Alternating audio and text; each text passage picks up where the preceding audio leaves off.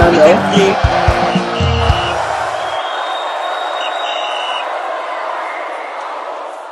Hello guys, thanks for staying with us and welcome back to another wonderful moment on Final Whisper. I remain Charles, your humble host, and I have official here with me and AY Baba.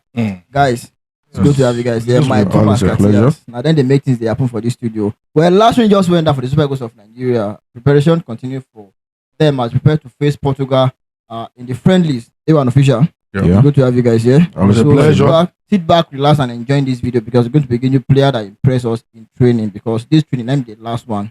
Very heated training, very intensive training for the Super Eagles. Official, let me start with you on this one. What did happen for camp? Yes, the last training section we're going to have in a while. I think the next training section we're going to have will probably be October. That's the next international window. So I think we should take note for that. And this is the fourth training section in this particular window for the Portuguese match. I will always emphasize that when you have a longer time to train before a match, it is expected, it is assumed that you drop better performances than the previous matches you have played. I will not lie to you, the guys wowed us against Zimbabwe, they wowed us against Jamaica, they wowed us against Poland. And if they had little short time to train and they can give us that kind of performances, then 4 training sections, we should be able to better our performances and our results in a much needed match against Portugal side. Because whether we like it or not, Nigerians, we watch more of the Premier League. Let me put it like that. So these stars that are in Portugal, most of us don't see them firsthand. We know what they can do.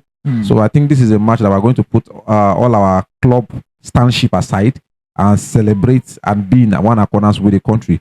So going to the training, a lot of positive to take. Chelle, there's never a dulling time. There's never holidays in this training section as always.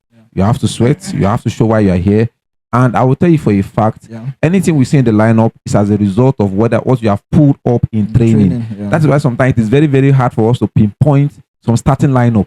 Because the player we impress for training, that is where Chelle eventually rewards you in the starting lineup. Above all, a good training section. I've always been a fan of Chelle's training section. If now other coaches did there before, I'd always say, waiting that they go do, because we don't come and vouch for them. At the end of the day, waiting person go see for there, another different thing. But ever since Chelle took into the place, what we see in training, anytime we come here and talk about any positive in training, anytime we come here and talk about and pinpoint a player that was impressive in training, we get to see that player start the game. Shows that what we are saying is what Chelle is saying. Go training section. Thank you, official. Yeah, camp update. I think before we go into the training proper, I'll just stick with the mind games that both coaches are trying to play. I think we saw the pressers today. Chelle and the captain Wilfred actually came on to give us the press conference ahead of the game, and then to show how much of readiness they are prepared ahead of this game against the Selecao of Portugal. Now on the other side too, I think I really focused on Roberto Martinez, who also actually did his own press conference. Like I said, it's going to be their last match going to the World Cup. It's like a sense of for them, and they said some very interesting things.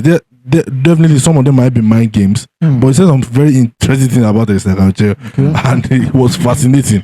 He said he went back to watch the game against Poland, like the Super Eagles game against Poland, and he said he loved the ideas that Chelle has brought and the transformation that he has brought with this team. And he went further to say the Super Eagles is competitive without Lookman and Victor Osimhen. Now this is the part that he got interesting for me. He said, I enjoyed watching their recent match against Poland. I really love the coach's idea. The team is tactically flexible and uses different systems that allow different players to perform in different roles. That is saying that he has really watched the team. Now, like we have established that this friendly is in preparation for their game against DR Congo. Now, I now went further to say that there are certain similarities that Nigeria has with DR Congo. Now, the quality of the Nigerian attacking players will help us, he's talking about the Portuguese national team, to work on their defensive situations that they will likely face against Congo.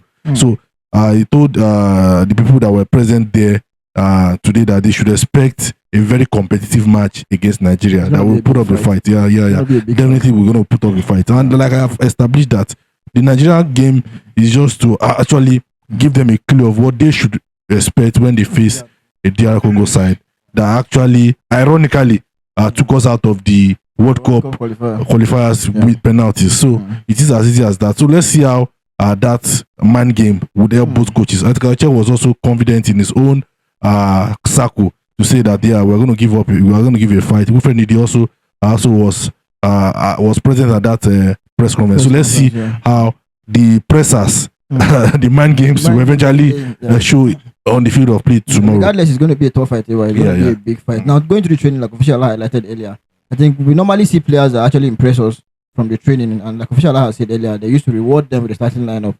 Now, AY, I'll start with you on this one again. Which player particularly do you think impressed you in that training the way we watch? I think this let's not be shocked if this guy starts tomorrow. Christian Akpan. Okay, the new. I think he's on the verge of starting. He has to left back.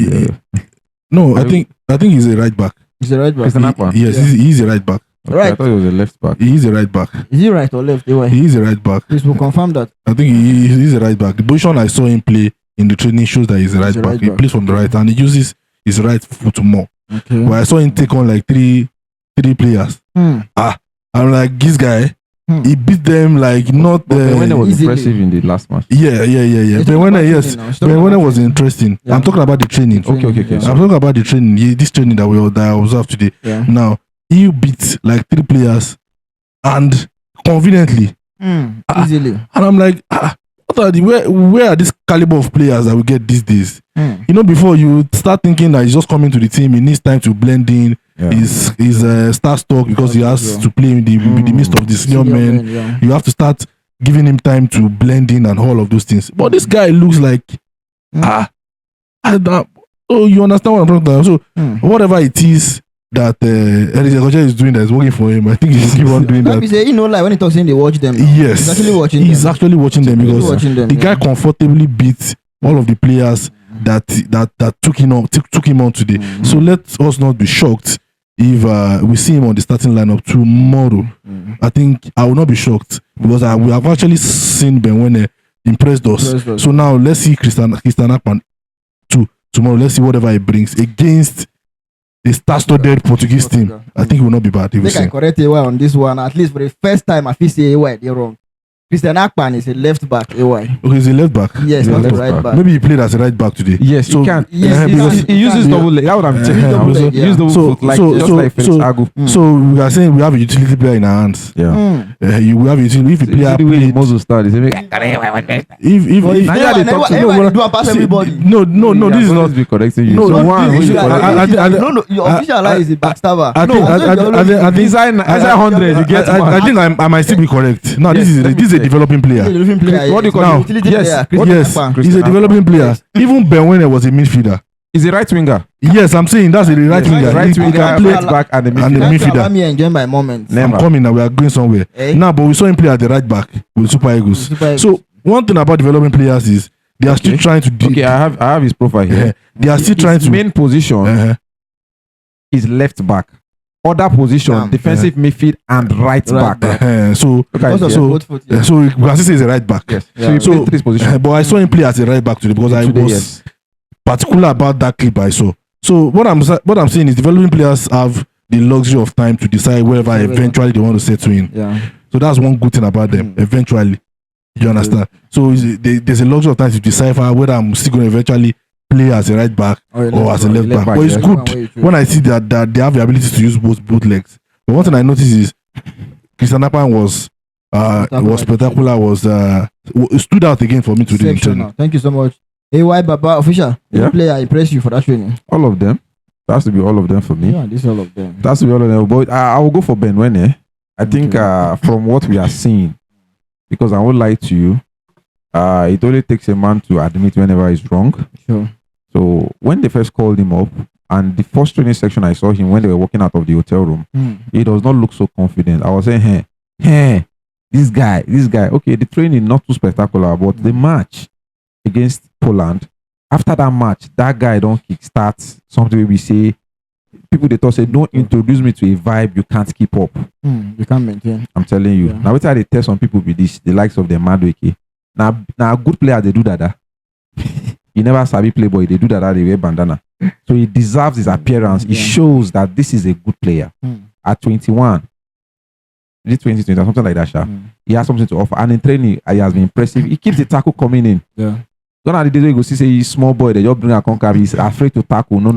Yeah, no, those You understand? So let's see who gets the right back nudge between myself and AY. But it might be when or your right back to start. Yes. That would be in the starting lineup. In the starting lineup, yeah. Okay. It has to be Bewene. Because But regardless, we have shortage of right backs, so anybody can play. Anybody can start. No, it is a friendly. Maybe that's why the scout Why is used Scout Christian Akpan as a right back. The experiment. You know the truth is he was supposed to even be available for the Poland game. Yes. So he would have maybe played the Poland game of Bewene. So but he was not available. That was why we even started. So but let's see how whoever gets enough to start. For me, the two of them are good players. For what I've seen so far. No, they are good players. Let's see other players. Thank you so much, AY Baba. Always a pleasure. Thank you so much. And that's our time. Let's know how you feel about this in the comment section. Don't forget to like, share, comment, and subscribe. See you again next time. Thank you.